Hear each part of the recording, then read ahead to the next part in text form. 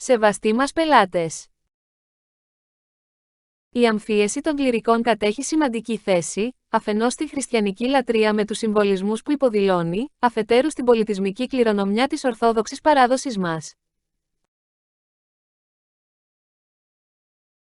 Το όραμα μας να προάγουμε την ελληνική χριστιανική παράδοση στην κατασκευή ιερατικών αμφίων σεβόμενοι τους κανόνες της λειτουργικής παράδοσης της αμφίεσης των κληρικών, αποτελεί τον σταθερό πυλώνα της εταιρείας μας στη διάρκεια των τελευταίων 15 ετών, ενώ παράλληλα αποτελεί το συνεχές έναυσμα για παροχή υψηλής ποιότητας προϊόντων και υπηρεσιών.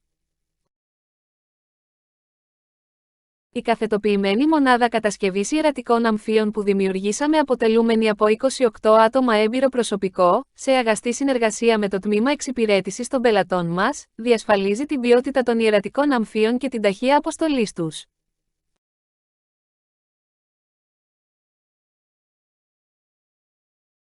Το νέο ηλεκτρονικό κατάστημα της βιοτεχνίας Χίτων έχει ως αντικείμενο την πώληση αποκλειστικά μέσω διαδικτύου εξαιρετικής ποιότητας ιερατικών υφασμάτων, ιερατικών ενδυμάτων, αμφίων, παρελκόμενων αμφίων, ιερατική σταυρή, φούντες, κρόσια, γαλόνια, κουμπιά, καλυμάτων Αγίας Τράπεζας και άλλων προϊόντων που εξυπηρετούν, αφενός την καθημερινή λειτουργία των ιερών ναών, αφετέρου διευκολύνουν στην απρόσκοπτη εκτέλεση των απαιτητικών καθηκόντων των ιερέων.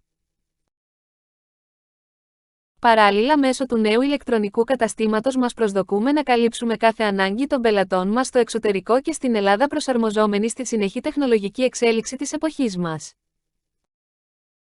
Σας καλωσορίζουμε στο πληρέστερο ηλεκτρονικό κατάστημα της αγοράς στο χώρο της ιερατικής ενδυμασίας και σας προσκαλούμε να μας επισκεφτείτε. Με εκτίμηση. Η ομάδα www.ipavlaamphia.gr